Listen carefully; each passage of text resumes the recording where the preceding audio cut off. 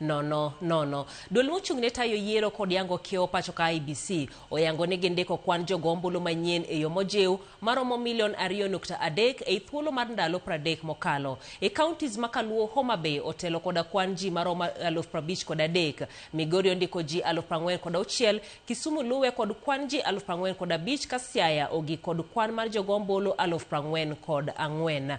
IEBC ochiwo ywak kanyero ni omenda mabende ochiwo ywak ni omenda ng'uko chenro madhi nyime ndiko jogo ombulu jogo e yo ma ojiw kaka jo Kenya nyocha okwayo. Cynthia Onyango ni kod ler mathoth. Bang' tieko ayanga chenro mar ndiko jogo ombulu e yo mojiwore pacho ka, duol mochung'ne tayo yiero kod yango kiewo Independent Electoral and Boundaries Commission kata IEBC oketo ayanga duoko mar kwan jogo ombulu magisendiko chakre tarik 29 dwe mar 9 higa mar 2025 nyaka tarik 28 dwe mar 4 higani mane gichopo e giko mar ndiko jogo ombulu e yo mojimbore. IEBC olero ni kuom ndalo 30 mane gijiwo ndikruok mar jogo ombulu thurkam, gindiko kwan mar ji maromo 2,345,476. Motelo, IEBC owacho ni bende ne gindiko kwan jogo ombulu maromo 267,249 e chenro mapile mar ndiko jogo ombulu, kwan mochakore dwe mar 9 higa mokalo nyaka dwe mar 4 higani.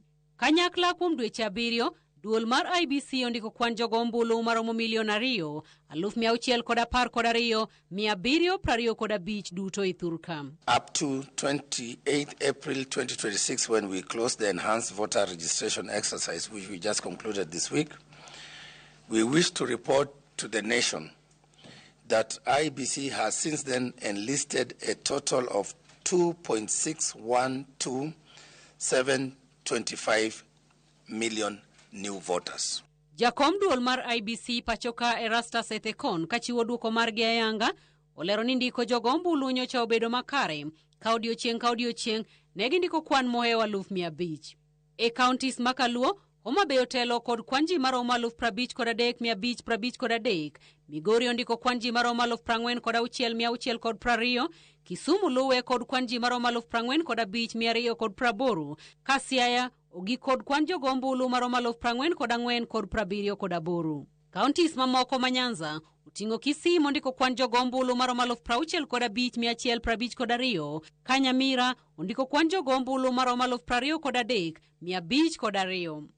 Nairobi ondiko kwan jogo ombulu maromo 276,886, Kakamega ondiko kwan ji maromo 93,858, Bungoma nikod ji 73,599, ka Vihiga ondiko kwan jogo ombulu maromo 24,000 kaachiel kod 400. IEBC kata kamano ochiwo ywak ewi nok mar omenda magiwacho ni ochunogi gi ng'uk chenro mar ndiko jogo ombulu e kinde mane giyango kata obedo ni jo Kenya nochiwo kwayo mondo mednegi kinde. We were told that citizens needed us to extend the period beyond the 30 days. But again, due to budgetary constraints, we can't do that. So that's why the exercise had to come to a stop on the 28th, because that was what the budget could provide for. But we still have potential to register more Kenyans, because every day they are receiving IDs, and every day they are getting information about the importance of registering. Bende gilero ni ndikruok mar jogo ombulu e yo mapile dhi nyime apise mag kuonde chung' od buche duto ma pacho kam, apise mag Huduma Centers kaachiel kod apis gi e boma ma Nairobi, kendo kwayo jo Kenya mondo kinde duto wuog oko ndikre kaka jogo ombulu ikruok mar yiero maduong' ma higa manyien. We are still telling Kenyans the exercise will continue in the 290 constituency offices, all the 57 Huduma Centers, and in our headquarters here at Anniversary Towers. So they should continue. Cynthia Onyango, Ramogi TV, Nairobi.